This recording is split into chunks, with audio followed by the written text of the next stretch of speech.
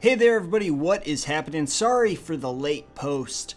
I ran into some trouble today in the form of doing the 60 for that black-white anyway, but I was wrong. The 60 is not ready. There's a problem with that deck. I am not sure exactly what it is. I can't put my finger on it just yet, but that deck needs more work, and I kind of refuse to put a 60 up with it being wrong. I mean, the part of the thing that we try and do at this channel, or I try and do at this channel, is to tutorialize Magic a little bit, get good deck builds out there so you guys can have a lot of fun.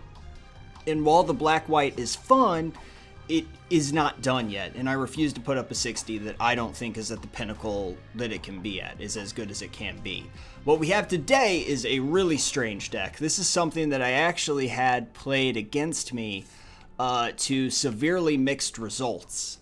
My opponent, I don't think, had too much fun playing it, but it was one of the few games that I won during that whole mess that we were dealing with.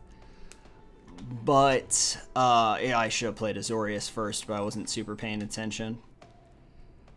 I was intrigued by what it looked like, and I decided to give it a go. So that's what we're going to be looking at today, or at least right now. And so I shot half of the week, and I might put those up. I probably will put those up at a later time. But for right now, I'm not going to worry about those. I'm just going to play these cards and play some Magic the Gathering. We're going to see what happens. We have a lot of card draw. We have very few counters. I'm not exactly sure what my opponent was trying to do, but I saw the green, white, blue mix, and I was like, that's something that I think would be a little bit of fun, so I'm trying to put it together and see what we can do with it. I don't know that it's a great build. It appears to have a lot of issues, which we're going to have to work through. But there's a lot of really interesting stuff that you can have. Like, you can have the Evolve mechanic, and you can have, like, Pelica Worm with the Plane Shift card, the 1-mana white Plane Shift card. There's a lot of really interesting stuff that you can do with blue, green, white, which is kind of the problem with the deck, because it's kind of got you going all over the place there. But regardless, we're going to see how it runs today. And that might be the way. I might try a white-green that is a little bit different than this, that does the Evolve mechanic. But you need blue for Evolve too, so maybe I'll do a white, blue, green. Maybe we'll do Evolve will be the focus of this deck, and less the kind of stuff that we're really trying to do. So we don't have any creature counters in here, just so that you know. Well, unless you count the Counterlash, which is always a good thing to have in this build, because we have some high cost creatures that we'd want to get out for free. Counterlash is going to be pretty useful in that regard. But other than that, I mean, I'll play this because there's a chance that I could draw a different mana that I would play to be able to do the negate. I did not. We have our 3 white sources, though, which is perfect, because that allows me to get the Planar Cleansing off without a hitch. No attacks this time, unfortunately, but it doesn't look like he'll be attacking in either. And we're going to wait on the Quicken, obviously. Our opponent is playing blue as well, so he's a tricolor blue, too. So we're going to have to see what happens here. Now, I would have negated that, I think. Even though he's red, I don't think we have to worry about the red board wipe, but I could be wrong. That would be certainly something that he could have in this deck. That makes a lot of sense considering what we're facing. We've stalemated the board quite well. Primal Hump Beast is pretty good against this deck, because the only thing that could kill that is the red board wiper, which he has on tap just about. I think he only needs one more red source to get that thing off the ground and get that going. But I don't think this deck is just, I literally just put this together, didn't even playtest any of it. So I'm a little concerned with how it's performing right now. That is that 7-2. I can RFG that though, which is pretty good. I do like Angelic Edict quite a bit. I can also instant speed do it, but I'm not sure that that's exactly what we want to be doing right now. I will go ahead and RFG the 7-2 while he's tapped down. Seems like a good deal. I'm actually going to attack him with my 3-3 and my 1-1. We're going to see what happens here, because either he trades with the 1-1 for his 1-1, he takes 1 damage and goes to 18, or he just blocks No, those are the two options, aren't they? Well, the crazy option would be... No, yeah, he could have put the trade. That's fine. That's the first one we talked about, so never mind. Fuck it. Yeah, so I have about 4 or 5 episodes, 3 episodes, because I wouldn't show the 60, obviously. So 2 episodes? Shit, I don't know. That I've shot that we might put up later that are just that black-white. You know, me being really frustrated because I already did the 60, so I didn't want to change the deck, obviously, but the deck needs changing, so I had to just break down and do the breakdown and get at it a different way, which is obviously what we're going to have to do. So it kind of sucks because I don't really have a way to get rid of this 1/4.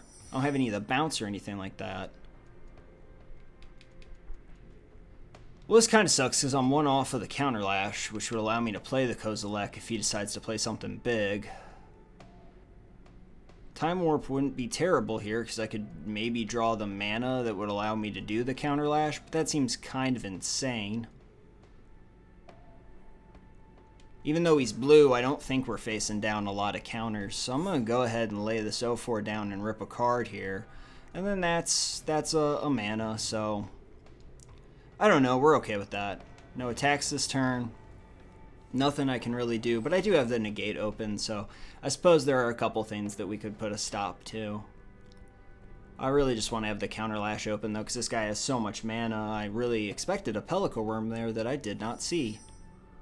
Interesting. So right now we're sitting at 7 cards. I really don't have to do anything. And I think that's going to be the move.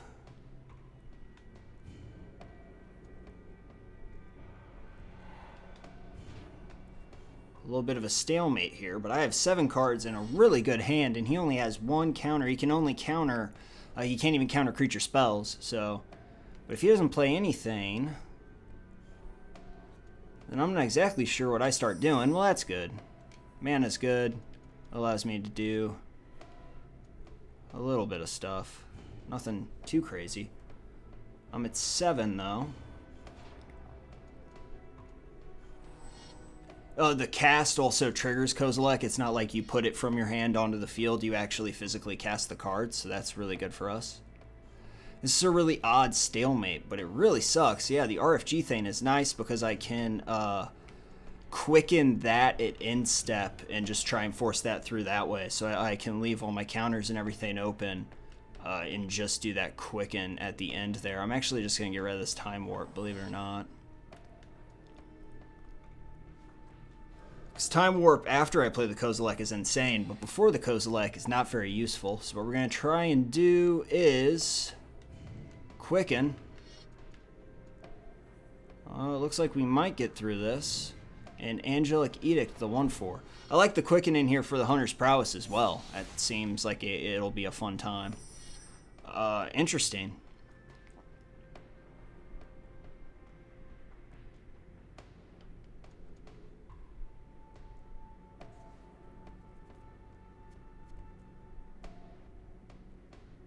Well, you know what? I'm going to try and do this.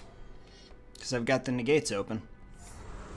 There's a real good chance we're going to draw 6 cards here. And by real good, I mean fairly decent. He's only got 1 blue to deal with this guy. Pick him up.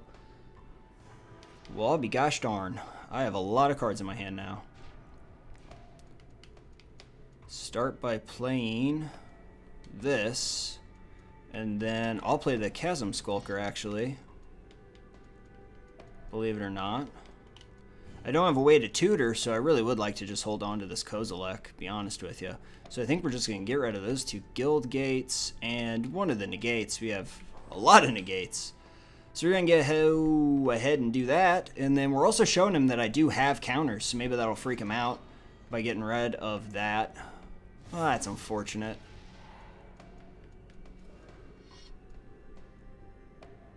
Oh. That would have been great to counterlash.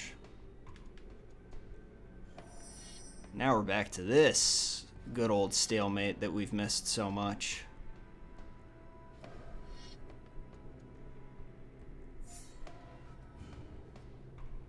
Oh dear. We're right back where we started a little bit ago, aren't we?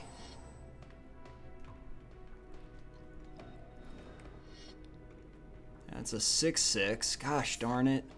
Been really great to have that counter lash up, huh? Well, we might have to quicken a plantar cleansing here. We might just use plantar cleansing, actually. That seems strange. Monster seen that there. Seems like a very weird idea.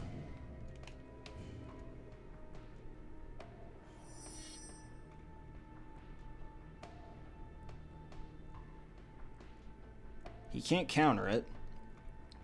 He's got one card in hand, 3, 6, 9. I have enough to play the Kozilek. I'm going to go ahead and plantar cleanse. Why the fuck would you tap that way? Come on. I wasn't paying attention. God damn it. I was going to cultivate. Son of a bitch. Because then I'd have the Kozilek next turn. Now I just have this garbage. Go ahead.